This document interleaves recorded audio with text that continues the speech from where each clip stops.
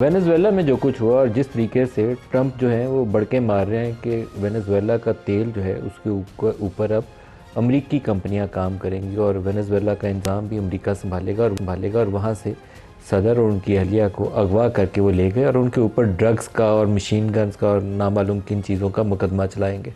तो ये एक बैन अवी सतह के ऊपर वो जो बदमाशी या धौंस वाला मामला होता है ना, वो खुलकर सामने आ गया। एक इंटरनेशनल जो ऑर्डर था रूल बेस्ड, उसका तो बेड़ा गर्क हो गया, लेकिन इसने कुछ ऐसे सवालात को जन्म दिया है जिनका आने वाले हफ्तों, महीनों और सालों के अंदर हमारे सामने जवाब आएगा और दुनिया क्या रुख इख्तियार करेगी, शायद ये जवाबात वो भी तय कर देंगे। यूक्रेन के मसले के ऊपर बहुत सारे दुनिया के ममालिक एक पोजीशन इख्तियार कर रहे थे। यूक्रेन के ऊपर अगर पुतिन बढ़कर कब्ज़ा कर लेते हैं तो क्या बनेगा, गज़ा के ऊपर इसराइल की क्या पोजीशन होगी और ताइवान के मामले में चीन क्या कर सकता है। यमन के ऊपर सऊदी अरब और यूएई दोनों अपना अपना इन्फ्लुएंस असर्ट करने की कोशिश कर रहे हैं, उसका अंजाम क्या होगा। सूडान के अंदर एक ग्रुप को यूएई सपोर्ट कर रहा है, वहाँ क्या बनेगा। और इसी तरह के बेशुमार सवालात हैं कि हर ताकतवर को क्या ये आज़ादी हासिल होगी कि वो जिसकी लाठी उसकी भैंस के असूल के तहत जहाँ उसका दिल आता है कब्ज़ा कर ले। तो दुनिया का इससे बेड़ा गर्क तो हो सकता है, बेहतरी की गुंजाइश नहीं रहेगी। और अमरीकी ख़ुद जो एक दुनिया के अंदर सुपर पावर के तौर पर डिक्टेट करते थे टर्म्स के यहाँ डेमोक्रेसी नहीं है, हम इराक़ में घुस आए हैं, यहाँ के लोगों को आज़ादी दिलवाने आए हैं, यहाँ पर अरब स्प्रिंग के नाम के ऊपर यहाँ जमहूरियत चाहिए, शख्सी आज़ादियाँ चाहिए, और अपना वो रजीम चेंज की पॉलिसीज़ को डिक्टेट करते थे। अब किस मुंह से किसको जाकर वो लेक्चर देंगे जो कुछ ट्रंप ने किया। इसके जवाबात बहुत ही मुश्किल हैं, क्योंकि वो सिर्फ वेनेजुएला तक महदूद नहीं है, क्यूबा और मैक्सिको को भी वैसे ही धमकियाँ ट्रंप दे रहे हैं।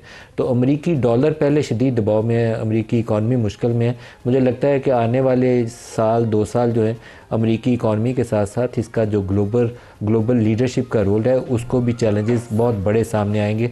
और इन्हीं सवालों के जवाब जो हैं अमेरिका की खारजा पॉलिसी का रुख भी मुतय्यन करेंगे और एक नया ग्लोबल ऑर्डर भी शायद इससे जन्म ले।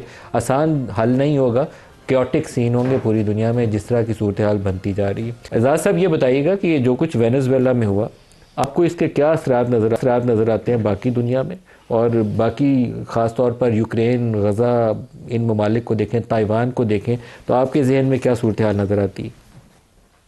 जी शुक्रिया नदीम मलिक साहब। बहुत अरसे से हम सारे इस बात का तज़किरा कर रहे थे कि दुनिया का जो आलमी निज़ाम बना था जंग अज़ीम दोम के बाद, वो शिकस्त-ओ-रेख्त का शिकार है। और ये जो वाक़या हुआ है वेनेजुएला में अमेरिका की तरफ से, ये बिल्कुल उसी शिकस्त-ओ-रेख्त को, यानी कफन में आखिरी कील जिसे कहते हैं ना, वो इन्होंने ठोक दी है। अब इसके बाद तो सिर्फ आपने खुद कहा, सही कहा कि जिसकी लाठी उसकी भैंस के मिसदाक दुनिया चलेगी।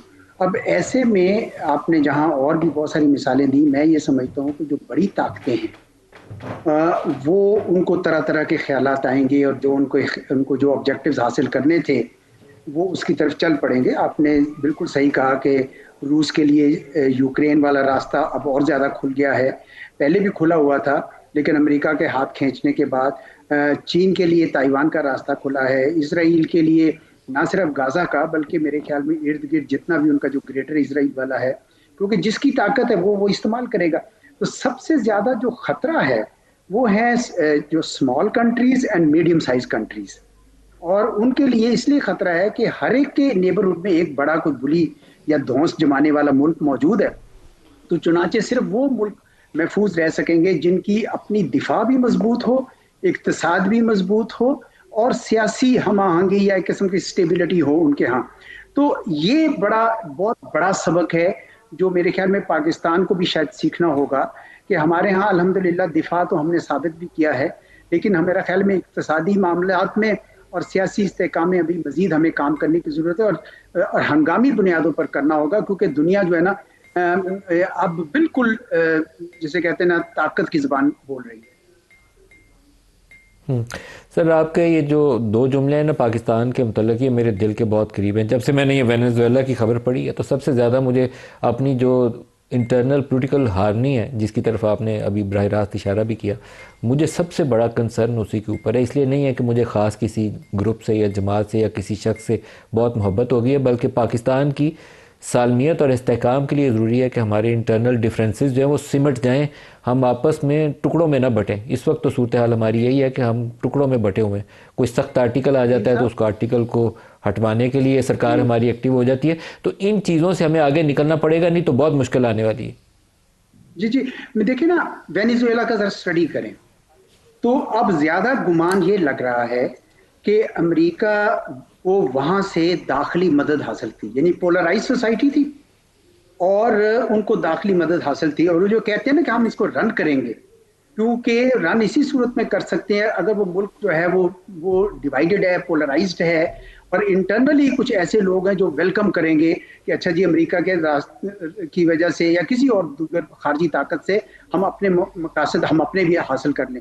इसलिए पूरी कौम को मुतहिद होना जो है वो बहुत ही अभी इम्पोर्टेंट हो गया है। जो सोसाइटी पोलराइज्ड होगी उसके अंदर, देखिए अमेरिका ने अब कैसे उस पर रन करना है, यानी बूट्स ऑन ग्राउंड तो अब नहीं कर सकते हैं क्योंकि वो इराक में उन्होंने देख लिया था, अफगानिस्तान में देख लिया था। तो यकीनन वो इंटरनल कोई एलिमेंट्स हैं उनके साथ वो कंस्पायर कर रहे हैं। आ जाएगा सामने बड़ी जल्दी कि वो कौन से एलिमेंट्स थे जिनके साथ मिलकर ये कर रहे थे। यकीनन उनमें वो जो नोबेल इनाम याफ्ता मचाडो साहिबा हैं उनका तो यकीनन नहीं है, क्योंकि उन्होंने उसको सरेदस्त हटा दिया है। तो ये पाकिस्तान को भी और बहुत सारे मुल्कों को भी ये सबक सीखना होगा कि आपको इंटरनली मुतहिद हो, एक डिग्री ऑफ हार्मनी चाहिए। भारत को भी आपको याद होगा कि जब उसने हम पे हमला किया तो हमने यक कौम इकट्ठे होकर खड़े किया, और उसके बाद वो हाइब्रिड पे उतर आया।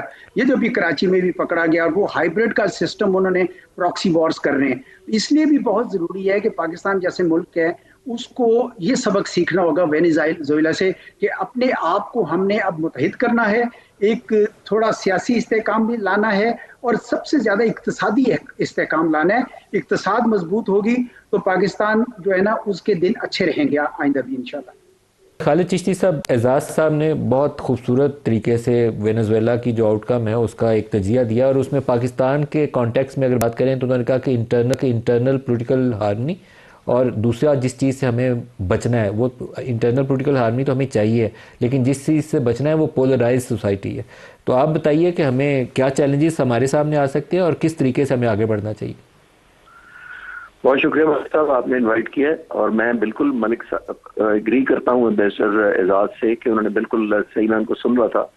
और बिल्कुल मेरा भी मानना यही है कि जिधर भी दुनिया में इस तरह की पेनिट्रेशन होती है सोसाइटीज में, मिलिट्री हो, पॉलिटिकल हो, किसी और तरीके की हो, वो होती ही उस वक्त है जब एक क्रैक्स देखते हैं सोसाइटी के अंदर, डिसहार्मनी देखते हैं, एक एलिमेंट ऑफ हेल्पलेसनेस या डेप्रिविएशन ऑफ राइट्स, अपॉर्चुनिटीज, ग्रोथ, जब इस तरह की चीजें देखी हैं, सेंस ऑफ पार्टिसिपेशन जब ना हो तो फिर कौमें डिवाइड होती हैं, और उनके लिए बहुत आसान हो जाता है इस तरह के मुल्कों के लिए पेनिट्रेट करना। आप देखिए कि इतना माइटी मुल्क है, इतनी ज्यादा उसकी रिसोर्सेज हैं, दुनिया का सबसे अनटैप्ड ऑयल उसके पास है, मिनरल्स उसके पास हैं, लेकिन अपने एनुअल सिर्फ और सिर्फ 0.12% एक्सट्रैक्ट करता है ऑयल। यानी इतना रिसोर्सेज के बावजूद अपने लोगों पर नहीं खर्च कर पा रहा, क्योंकि डिसहार्मनी है, इंस्टेबिलिटी है, लैक ऑफ सपोर्ट है, lack of investment from foreign funding है। ये करके अगर आप हिसाब लगाएं 0.12 से, तो ये 2525 साल लगेंगे इस मुल्क को सारा ऑयल एक्सट्रैक्ट करने में। यानी 2500 साल अगर ये मुल्क इस रेट पर लगा रहे तो तब जाके ये अपने फायदा उठा सकता है। जिसका क्या मतलब है कि इतनी अपॉर्चुनिटी, इतने रिसोर्सेज होने के बावजूद आपका मुल्क अपने लोगों को बेनिफिट नहीं पहुंचा रहा। और उसी वजह से जो एजाज चौधरी साहब कह रहे थे कि वो डिसहार्मनी है, डिस्कनेक्ट है, डिवीजन है, पोलराइजेशन है, तो I think first and foremost हमें मुल्क में भी ऐसे ही चाहिए। आपने बिल्कुल मिस्टर एजाज ने भी अभी रेफर किया कि मई में कैसी कौम यूनाइटेड हो गई, पूरा मुल्क था स्टैग्नेशन, नेशनलिज्म वापस आ गया, पोलराइजेशन माइनस हो गई और हार्मनी क्रिएट हो गई। लेकिन उस वक्त भी मैंने जून में आपके प्रोग्राम में कहा था कि all participants, all stakeholders should add value to the victory. जिसका मतलब ये है कि विक्ट्री लेना एक चीज होती है, उसमें वैल्यू ऐड करना और कंसिस्टेंटली उसको कंटिन्यूएशन में कन्वर्ट करना एक और चीज होती है। तो अगर कौम फिर फॉल अपार्ट हो जाए किसी वजह से भी, चाहे फॉल्स स्लोगन है चाहे ट्रू स्लोगन है, वो अपॉर्चुनिटी सिर्फ और सिर्फ आपके दुश्मनों को देती है। और इस तरह के वाकयात ऐसे मुल्कों में करना बहुत आसान होता है जिसमें मिलिट्री डिवाइडेड हो, लोग डिवाइडेड हो, लोगों की विल कम कर दी जाए। ये अभी जो उन्होंने जो प्रेसिडेंट दिखाया वेनेजुएला का हथकड़ियों के दौरान, उन्होंने दो मैसेज दिए। एक, उन्होंने अपनी माइट दिखाई है अमेरिका ने, और अब दूसरे लोगों को बताया, मैसेज दिया कि अब अगर हमारे खिलाफ कोई खड़ा होगा, चाहे वो वाइस प्रेसिडेंट हो, चाहे वो उनकी अपोजिशन लीडर मारिया हो, कोई भी हो, हम उसके साथ ये हशर करते हैं। जिसका मतलब ये है कि क्योंकि कौम मुत्तहिद नहीं है, सबसे ज्यादा जो मुजाहरे मैं देख रहा हूँ वो तो दुनिया भर में हो रहा है, वेनेजुएला में तो मुझे तो मिक्स रिएक्शन लग रहा है। तो ये इटसेल्फ साबित करती है उस बात को कि अगर कौम यूनाइटेड नहीं है अपनी लीडरशिप में, लीडरशिप जैसी भी हो, वो तो अलग एक डिबेट है। अनफॉर्चुनेटली ऐसे मुल्क फिर विक्टिम बनते हैं, जो कि एक मिसाल हमारे सामने है। एजाज साहब, एक मेरे बहुत दिल के करीब टॉपिक था कि पाकिस्तान को, सऊदी अरब को, टर्की और चाइना को आपस में डिफेंस पैक्ट करना चाहिए। पाकिस्तान और सऊदी अरब का तो हो गया, म्यूचुअल डिफेंस एग्रीमेंट हो गया, लेकिन मुझे लगता है कि ये जो दुनिया जिस रुख पे चल पड़ी है, तो हमें पाकिस्तान, टर्की, सऊदी अरब और चाइना, इनको बहुत तेज़ी से आगे बढ़ना पड़ेगा। ट्रंप की धमकी सिर्फ लैटिन अमेरिकन कंट्रीज़ तक महदूद नहीं है, बल्कि ईरान को डायरेक्ट वो चैलेंज कर रहे हैं कि अगर ये जो प्रोटेस्टर्स हैं किसी को गोली मारी तो हम वो लॉक्ड एंड लोडेड हैं, बिल्कुल आएंगे और उड़ा के रख देंगे। तो हमारे लिए चैलेंजेस ज़्यादा दूर है नहीं है, बस गलत फहमी तो हो सकती है कि ट्रंप हमें मिलता है तो वाइट हाउस हमें बुलाता है तो हमारे ताल्लुकात अच्छे हैं। हमें तैयारी पकड़नी चाहिए अभी से। जी, पकड़नी चाहिए। मैं इससे पहले एक तरह और कमेंट दे दूं। एक और जो बहुत बड़ी कैजुअलिटी हुई है इस सारे वाकये से वेनेजुएला के, वो है कि ये जितनी वैल्यूज है ना, डेमोक्रेसी और ह्यूमन राइट्स और ये भी सब अब वो इसलिए खत्म हुई हैं कि आप यूरोप का रिएक्शन देखिए, सवाए फ्रांस के बाकी सब के सब बिल्कुल एक किस्म की खामोशी सी तानी हुए हैं कि जी वी आर एस्टेब्लिशिंग फैक्ट्स और ये वो। इसी तरीके से भारत, अभी मुझे नहीं पता, अभी शायद रिएक्शन आ गया हो, मैंने देखा कि वो भी शायद नहीं रिएक्शन दे रहे। अब इसका क्या मतलब है? इसका मतलब यह है कि रियल पॉलिटिक्स चल रही है इस वक्त, यानी ये जो वैल्यूज जिसकी बुनियाद पर हम पे यानी एक किस्म की हुकूमत करने की कोशिश करता था मगरिब, वो अब नहीं रहा। अब ये दोबारा न्यू कॉलोनिज्म है या इंपीरियलिज्म कह लें, या जो भी उस किस्म का दौर आ रहा है। और ये सिर्फ मगरिब वाले नहीं करेंगे, क्योंकि उन्होंने तो अपना एरियाज बांट लिए हैं ना। उन्होंने कहा जी वेस्टर्न हेमिस्फीयर हमारा है, इधर शी का एरिया है, यानी चीन का एरिया है जो ईस्ट एशिया है, साउथ ईस्ट एशिया, और यूरोप जो है वो खुद रशिया से निबड़े। तो ये हमारे लिए काफी मेरे ख्याल में इम्पोर्टेंट है कि अब हम उन चीजों पे ना करें, और इसके लिए रियल पॉलिटिक्स में रहते हुए आपको अलायंसेस बनाने पड़ेंगे। And that's where I agree with you. आपका जिस तरह सऊदी अरब के साथ है, तुर्की आपका यानी अच्छा जाना माना दोस्त है। चीन के साथ मेरे ख्याल में इस वक्त जरा ज्यादा मेहनत करने की जरूरत है, क्योंकि पाकिस्तान के अमेरिका के साथ ताल्लुकात इस वक्त गर्मजोशी की फेज में है, जो बदल भी सकते हैं। तो चीन को अलबत्ता कोई इस बात का नहीं हुआ। मुझे बड़ी खुशी हुई है कि हमारे डिप्टी प्राइम मिनिस्टर साहब चीन गए हैं और बड़ा अच्छा दौरा हुआ है, और ये पूरा साल वो 75 ईयर्स की डिप्लोमेटिक रिलेशंस को मनाने में गुजरेगा।